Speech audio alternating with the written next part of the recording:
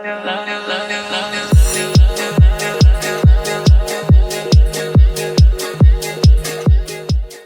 की इस वीडियो में हम लोग C++ की डेटा टाइप्स और वेरिएबल्स को डिस्कस करेंगे। तो उसके लिए सबसे पहले मैं यहाँ पे प्रोजेक्ट क्रिएट कर लेता हूँ, कंसोल एप्लीकेशन, और उसके बाद मैं यहाँ पे प्रोजेक्ट को लेट्स से डेटा टाइप्स का नाम दे देता हूँ।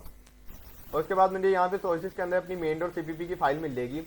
इसके अंदर मुझे बेसिक सिंटैक्स उसने ऑलरेडी लिख के दिया हुआ है। तो अब सबसे पहले हमारे पास डेटा टाइप्स होती है। डेटा टाइप्स हमारे डाटा को क्लासीफाई करती है और हमारे कंपाइलर को ये बताती हैं कि हम कौन सी टाइप का डाटा अभी यूटिलाइज कर रहे हैं।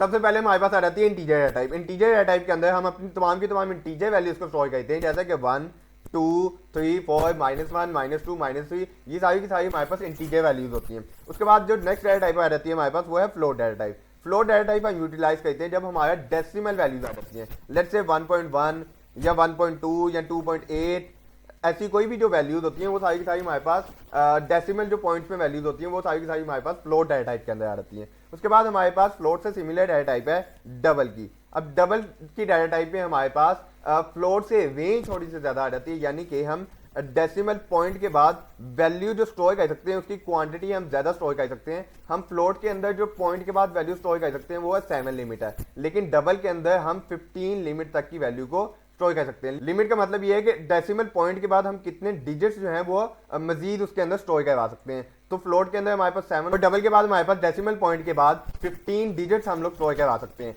उसके बाद हमारे पास आ जाती है character data type. Character data type का मतलब ये है कि हम कोई ना कोई एक character like A, like B, C, जितने भी हमारे पास कैरेक्टर्स हैं, हमारे पास अगर सिर्फ अगर वन हम लोग करें और इसको इस तरह से कोटेशंस के अंदर हम लिख दें, सिंगल कोटेशंस के अंदर, तो ये भी हमारे पास क्या बन जाएगा, एक कैरेक्टर बन जाएगा।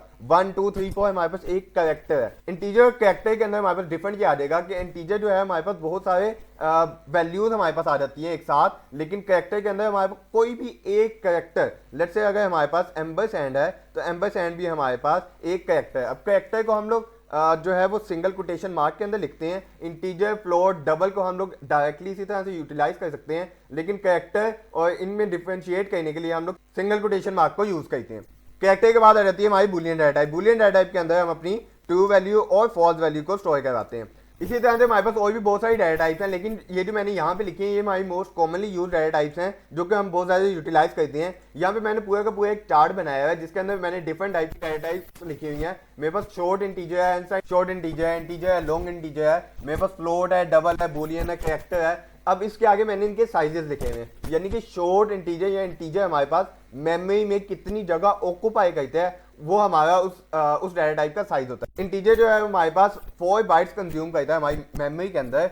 इसी तरह से अगर हम रेंज की बात करें तो रेंज हमारे पास इस वैल्यू से लेके इस वैल्यू के दरमियान में जितनी भी वैल्यूज हमारे पास आती हैं उन वैल्यूज को हम इंटीजर के अंदर स्टोर कर सकते हैं। अगर हमें इन वैल्यूज से बड़ी वैल्यू को स्टोर करवाना है तो हम लॉन्ग इंट को यूटिलाइज कर सकते हैं, और अगर हमने मेमोरी को बचाना हो तो हम 2 बाइट के साथ, अगर हमारी वैल्यू की रेंज जो है वो 32,000 से लेके प्लस 32,000 के दरमियान में हो और हम अपनी मेमोरी को बचाना चाह रहे हो तो हम 4 बाइट्स की जगह 2 बाइट के शॉर्ट इंटीजर को भी यूटिलाइज कर सकते हैं। इसी तरह से हमारे पास अनसाइंड इंटीजर होते हैं। अनसाइंड इंटीजर्स का मतलब ये होता है कि हमारे पास नेगेटिव वैल्यूज को एक्सक्लूड कर दिया जाता है और हमारे पास सिर्फ और सिर्फ 0 से लेके पॉजिटिव 4294 यहाँ पे रेंज लिखी हुई है, इस वैल्यू तक की वैल्यू को हम स्टोर अनसाइंड के अंदर करवाते हैं। अनसाइंड इंटीजर के अंदर चूंकि हम लोग नेगेटिव वैल्यूज को एक्सक्लूड कर देते हैं तो हमारे पास जो पॉजिटिव वैल्यूज की रेंज है वो थोड़ी सी बढ़ जाती है सिंपल इंट के मुकाबले में। इसी तरह से हमारे पास यहाँ पे बाकी डाटा टाइप्स का साइज और उनकी रेंजेस यहाँ पे डिस्क्राइब की हुई है। अब जो हमारे पास फ्लोट होता है उसका साइज हमारे पास 4 बाइट्स होता है। ये जो डबल होता है हमारे पास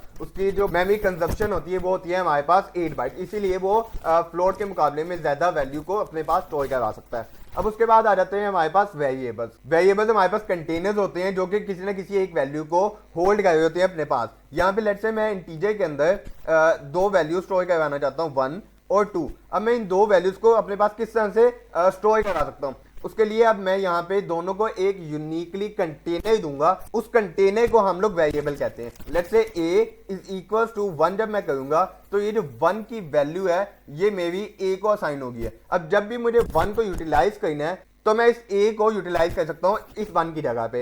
लेट्स से यहाँ पे मेरे पास बहुत लंबी वैल्यू हो जिसको मैं बार बार अपने प्रोग्राम में बार बार नहीं लिखना चाहता, तो मैंने क्या किया, इसको एक यूनिक आइडेंटिफायर दे दिया जिसको हम वेरिएबल कहते हैं। अब इसी तरह से अगर मैं 2 को स्टोर करना चाहता हूं तो मुझे यहाँ पे भी एक नया कंटेनर देना होगा, किसको, या नया वेरिएबल देना होगा 2 की वैल्यू को, जो कि ये वैल्यू नहीं हो सकती। अगर मैं ए के अंदर ही दोबारा से 2 को स्टोर करूंगा तो इसका मतलब ये है कि ए की जो पिछली वैल्यू थी, ए की जो पिछली वैल्यू थी वो रिप्लेस होगी किसके साथ, 2 के साथ। तो इसीलिए मुझे यहाँ पे हर एक वैल्यू को एक यूनिक आइडेंटिफायर देना होता है। अब यहाँ पे इसी तरह से कैरेक्टर एक स्टोर करवा लेते हैं, लेट्स से यहाँ पे CH के नाम से, तो मैं यहाँ पे एक कैरेक्टर A के नाम से स्टोर करवा रहा हूँ। अब इनको पॉइंट करते हैं, किस तरह से करते हैं उस चीज़ों को भी अभी हम देखते हैं थोड़ी देर में।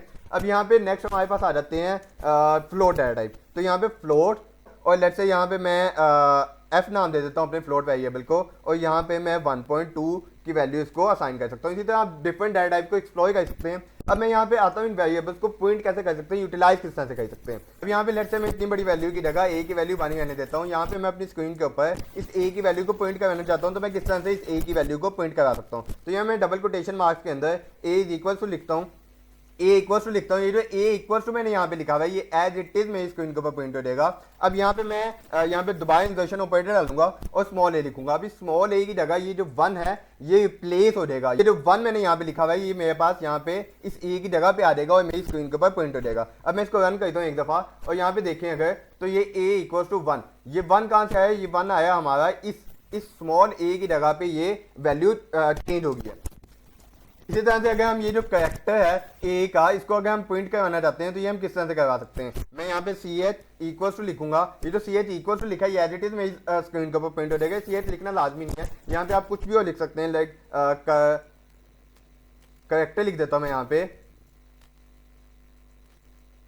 और यहाँ पे मैं ए की जगह पे CH लिख देता हूँ। अब इस CH की जगह पे मेरी इस CH की वैल्यू ये जो ए है वो आ जाएगी यहाँ पे, और मेरे पास स्क्रीन पे प्रिंट हो जाएगी। अब मैं इसको रन करता हूँ और आप लोग यहाँ पे देखो अगर, तो यहाँ पे मेरे पास कैरेक्टर इज इक्वल टू ए आ गया। ये ए कहाँ से आया, ये ए आया हमारे पास ये जो कैरेक्टर की हमारे पास ए वैल्यू थी ये इस जगह पे आके हमारे पास प्रिंट होगी, और ये जो कैरेक्टर इक्वल टू लिखा हुआ था ये एज इट इज मेरी स्क्रीन के ऊपर प्रिंट हो गया। अब हम देखते हैं कि हम इन वेरिएबल्स की वैल्यूज को चेंज किस तरह से कर सकते हैं। अगर अभी मैं f की वैल्यू की बात करूं तो वो मेरे पास 1.2 है। अगर मैं अभी इसको प्रिंट करूं, let's say value is equal to, और मैं यहाँ पे CH की जगह पे f प्रिंट करा देता हूँ। यहाँ से मैं अपने प्रोग्राम को रन करता हूँ तो मेरे पास वैल्यू जो है यहाँ पे 1.2 आ गई है। अब अगर मैं इस f की वैल्यू को यहाँ पे चेंज करना चाहूँ तो मैं f इज इक्वल टू 1.5 कर सकता हूँ, या मैं यहाँ पे 11.2 कर सकता हूँ, या कोई भी जो चेंज वैल्यू है वो मैं यहाँ पे लिख सकता हूँ। उसके बाद सेमीकोलन लगाऊंगा यहाँ पे मैं, और F9 करूंगा तो ये मेरे पास, अगर आप लोग यहाँ पे देखें स्क्रीन के ऊपर, तो ये f की वैल्यू मेरे पास यहाँ पे चेंज होके 1.2 से 11.2 हो गई है। इसी तरह से हम लोग किसी भी वेरिएबल की वैल्यू को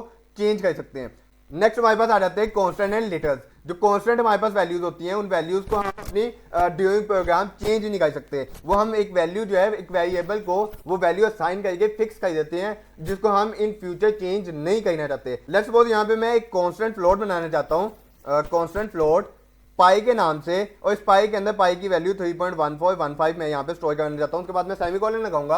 अब ये कांस्टेंट वेरिएबल को अगर मैं चेंज करना चाहूँ पाई की वैल्यू को, तो ये मेरे पास चेंज मेरा कंपाइलर नहीं करने देगा। क्यों नहीं करने देगा, क्योंकि मैंने इसको कांस्टेंट बना दिया, एक फिक्स वैल्यू बना दी पाई की वैल्यू को। इसको मैं इन फ्यूचर कहीं पे भी एक्सीडेंटली या गलती से कहीं पे भी चेंज करना नहीं चाहता, तो मैंने इसको कांस्टेंट बना दिया। अब यहाँ पे मैं अगर डायरेक्टली इसकी वैल्यू को प्रिंट करूँ पाई की वैल्यू को अपनी स्क्रीन के ऊपर, तो मेरे पास यहाँ पे 3.1415 करके मेरे पास यहाँ पे प्रिंट हो जाएगी उसकी वैल्यू। अब अगर मैं इस पाई की वैल्यू को चेंज करता हूँ, लेट्स से मैं पाई की वैल्यू को कर देता हूँ 1.2 करके चेंज करना चाहता हूँ, जिस तरह से मैं बाकी वेरिएबल्स की वैल्यू को चेंज कर सकता हूँ। लेकिन कांस्टेंट में जब मैं चेंज करने लगूंगा तो कंपाइलर मुझे एक एरर देगा। अब वो एरर यहाँ पे मेरे पास आ जाएगा assignment of read only variable pi. Read only variable का मतलब ये है कि मेरे पास ये वेरिएबल जो है वो कांस्टेंट वेरिएबल है, इसकी वैल्यू हम लोग चेंज नहीं कर सकते। अब लेटर हमारे पास वो वैल्यूज होती हैं जिनको हम डायरेक्टली अपने प्रोग्राम के अंदर यूटिलाइज कर सकते हैं। ये जो मेरे पास 1 है, ये जो सिंगल कोटेशन मार्क के अंदर ये लिखा हुआ है, ये जो 1.2 वैल्यू, ये सारे के सारे हमारे लिटर्स हैं। इनको हम डायरेक्टली अपने स्क्रीन के ऊपर प्रिंट कर देते हैं। तो मैं यहाँ से पाई इक्वल टू 1.2 को यूएस कर देता हूँ, क्योंकि ये यहाँ पे मेरा एरर है। यहाँ पे अगर मैं सी आउट करके 1 कहना चाहूँ अपनी स्क्रीन के ऊपर 1 को प्रिंट करना चाहूँ, क्योंकि ये मेरा लिटरल है तो इसको मैं डायरेक्टली कहीं पे भी एग्जीक्यूट कर सकता हूँ, यूटिलाइज कर सकता हूँ। तो अगर मैं यहाँ पे हिट एंटर करूँ तो मेरे पास यहाँ पे 1 value as it is screen के ऊपर प्रिंट हो जाएगी। 1 या 1.2 या कुछ भी अगर वैल्यू मैं स्क्रीन के ऊपर प्रिंट करना चाहता हूँ तो वो मैं डायरेक्टली इस तरह से कर सकता हूँ। मैं सिंगल कोटेशन मार्क के अंदर यहाँ पे मैं ए को प्रिंट करता हूँ तो मेरे पास यहाँ पे ए की वैल्यू प्रिंट हो जाएगी।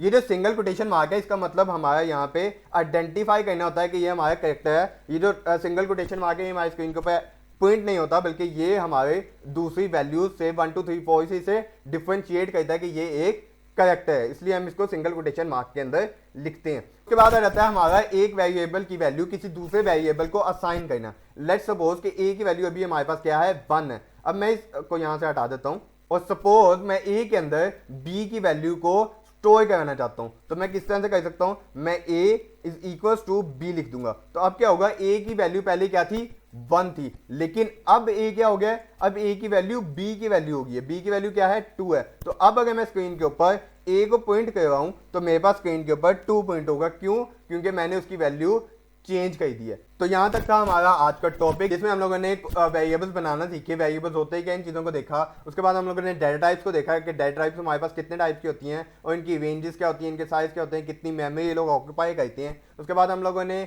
लिटर्स को देखा। उसके बाद हम लोगों ने कॉन्स्टेंट वेरिएबल्स बनाए। उसके बाद हम लोगों ने एक वेरिएबल को किसी दूसरे वेरिएबल की वैल्यू असाइन करके चेंज करके देखा। उसके बाद हम लोगों ने इन वेरिएबल्स को अपनी स्क्रीन के ऊपर किस तरह से डिस्प्ले करते हैं, इन चीज़ों के बारे में सीखा। अगर इस टॉपिक से रिलेटेड आपका कोई भी क्वेश्चन है तो आप लोग कमेंट सेक्शन में पूछ सकते हैं, मैं आपको श्योरली उसका आंसर जरूर करूंगा। तो that's it for today's lecture.